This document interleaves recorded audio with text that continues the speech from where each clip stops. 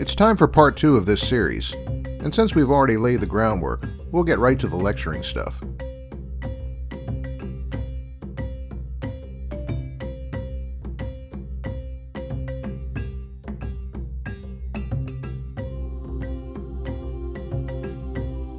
Mistakes, especially in business, bring personal shame, so the Japanese seek out large volumes of information to reduce the odds of error.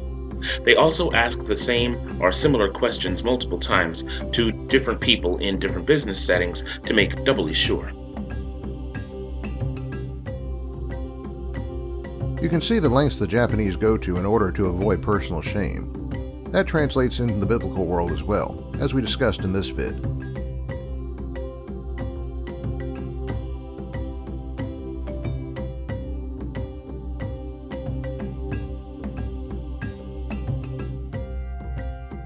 This negotiating practice of holding back is used as a way to get a bargaining advantage over others by revealing a limited amount of information about your position or about your feelings in the matter.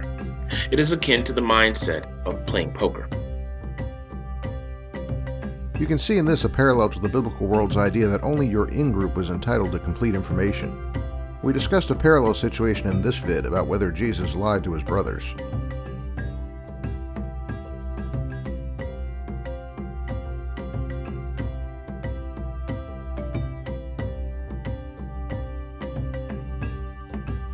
In 1543, a group of Portuguese traders were the first Westerners to make a visible impact on Japan. These sailors were large, bearded, uncultured, and reeked of poor hygiene, so the Japanese naturally referred to them as hairy barbarians. You can see in this a parallel to the biblical world's tendency to stereotype, as Epimenides does, as Paul quotes him in Titus. We discussed that in this vid.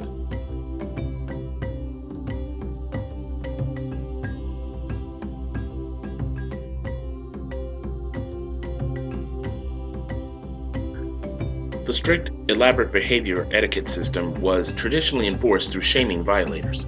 This was made even tougher by transferring the shame to include the violators' parents and family.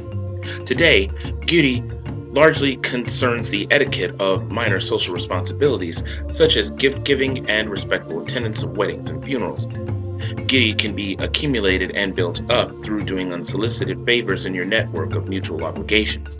You incur Guti by accepting favors that you don't immediately return.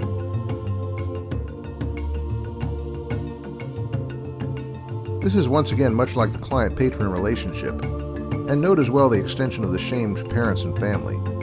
You can think of this in terms of Achan's sin in Joshua 7, and the extermination of his family and possessions with him. We'd say it isn't fair, but they would expect it. That's all for this round. See you next time.